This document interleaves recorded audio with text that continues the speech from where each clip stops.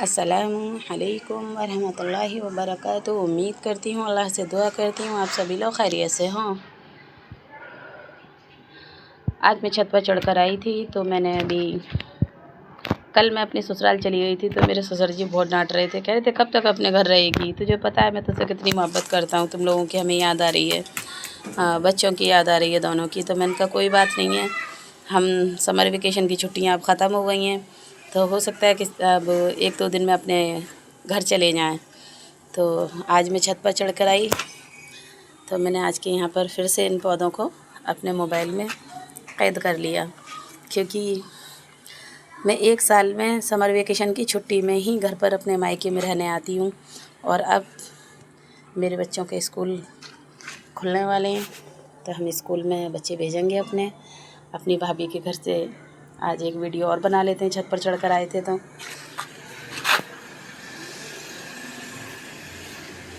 माशाल्लाह से मैं इतनी चहीती हूँ कि एक तरफ तो मैं अपने ससुर जी की इकलौती बहू हूँ और दूसरी तरफ अपने पापा की अकेली बेटी हूँ। तो मैं जिधर जाती हूँ उधर ही मेरे लिए बहुत सारे ग्राहक रोने लगते हैं, मेरे अब्बा रोने लगते हैं। इधर से छोड़कर जाती हूँ तो मेरे अब्बा उदास खड़े होकर देखते हैं मुझे कि तुम मुझे छोड़ के जा रही हो, और उधर से आ जाती हूँ तो ससुर जी कहते हैं अरे इतने दिन हो गए मुझे छोड़ के गई है, तुझे याद नहीं आ रही है हमारी।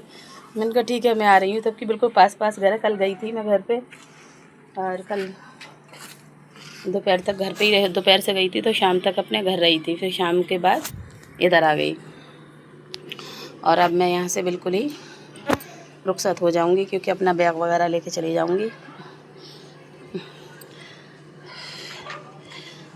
अब भाभी के बच्चों के स्कूल खुल जाएंगे तो भाभी के बच्चे भी अपनी ननिहाल से घर आ जाएंगे।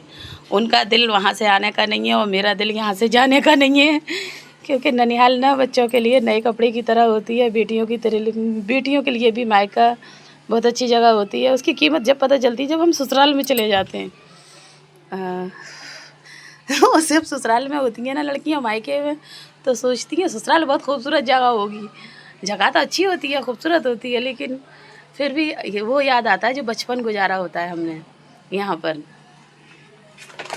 वहाँ पर सहम कर रहना पड़ता है कि कोई ज़बान से बात निकल गई तो किसी को बुरी न लग जाए, और अपने घर आके हम खुल के कुछ भी बोल लेते हैं, कुछ भी कर लेते हैं खुल के, और डर नहीं होता बस किसी का, क्योंकि मैं अपने अब्बा की बहुत लाडली हूँ। तो मैं जब अपने घर आ जाती हूँ ना तो अपने आप को शहंशाहों का शहंशाह समझने लगती हूँ कि मुझसे बड़ी रानी कोई भी नहीं है। अल्लाह का शुक्र है कि मैं ससुराल में भी इकलौती बहू हूँ तो मेरा वहाँ पे भी राज रहता है, वहाँ भी अच्छा है सब कुछ माशाल्लाह से।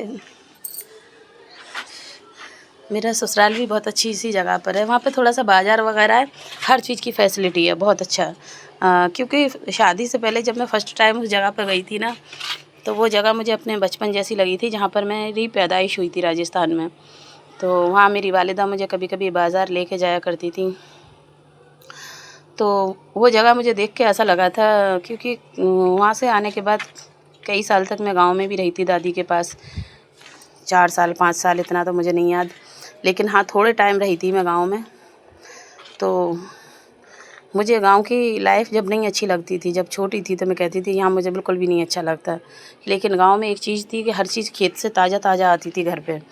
जैसे सिंगाड़े खेत में होते हैं हमारे अब्बा के, तो वो भी 1 क्विंटल की बोरी भर के आ जाया करते थे और दिल भर के खाते थे, फेंकते थे। खेत में खरबूज तरबूज होते थे, ककड़ी होती थी, सिंगाड़े होते थे हमारे खेतों में, और गन्ने होते थे हमारे खेतों में। फूट नाम की एक वो होती है, एक फल होता है, फूट बोलते हैं उसको, वो होती थी हमारे खेतों में। मक्का, बाजरा, बारले जो बोलते हैं उसको, जौ, वो भी होते थे। जई होती थी। ये मेहंदी का पेड़ है, इसके गमले में मैंने मिट्टी डाल दी थी। अब ये सब कुछ ऐसे पड़ा रहता है, बस अगली बार आऊँगी तो दोबारा से ये सब कुछ थोड़ा अपनी बेटी के साथ खेलती कूदती हूँ, एंजॉय करती हूँ, क्योंकि ये सारे पौधे जिन मेरी भाभी का इंतकाल हुआ है उन्होंने ख़रीद के लगाए थे, और आज वो इस दुनिया में नहीं है, और ये पौधे उनके लगाए हुए ऐसा लगता है जैसे बोलते हैं। कोई भी अगर फेरी वाला उनके दरवाजे से आगे ऐसे गुजरता था ना, वो किसी को भी खाली हाथ नहीं जाने देती थी। और कभी कभी हमारे पापा पता है क्या कहते थे कि ऐसा करो, आओ और सारा सामान हमारे घर में ही पटक के चले जाओ, क्योंकि